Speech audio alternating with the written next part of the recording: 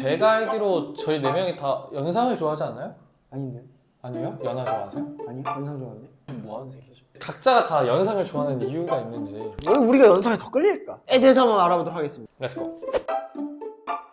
썸 탈 때 연상이 좋은 점? 뭐랄까... 네? 맞습니다. 이건 데이트 비용이라던가 그쵸. 이동수단에 대해서 제가 또 우면허예요. 하도 없단 말이에요. 뚜벅이란 말이에요. 좀 더 많은 지역을 갈 수 있고 이런 부분에서 또 연상이면은 리드해주는 리드해주는 그런 스타일.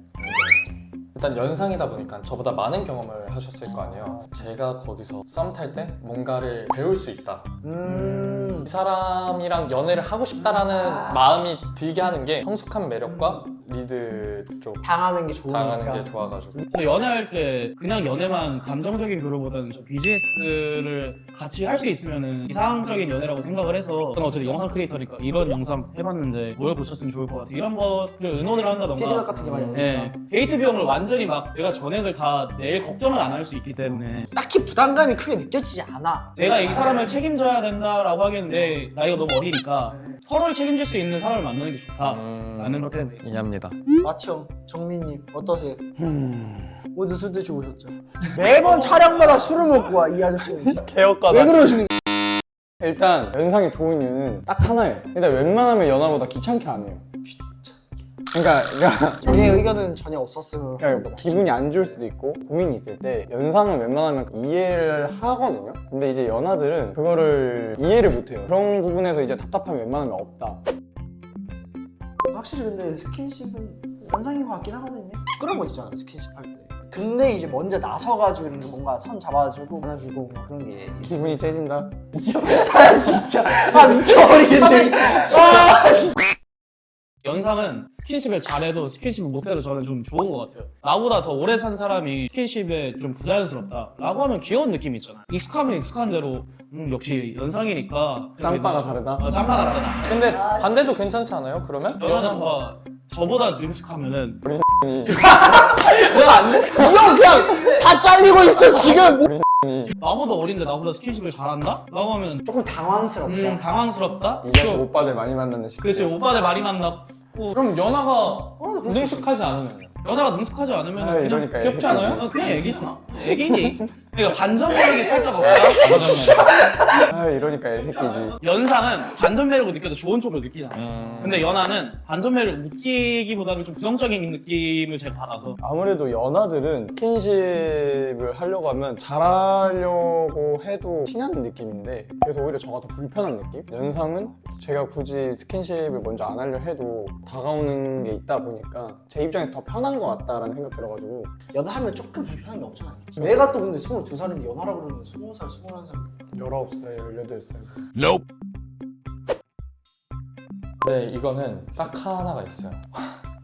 나였어?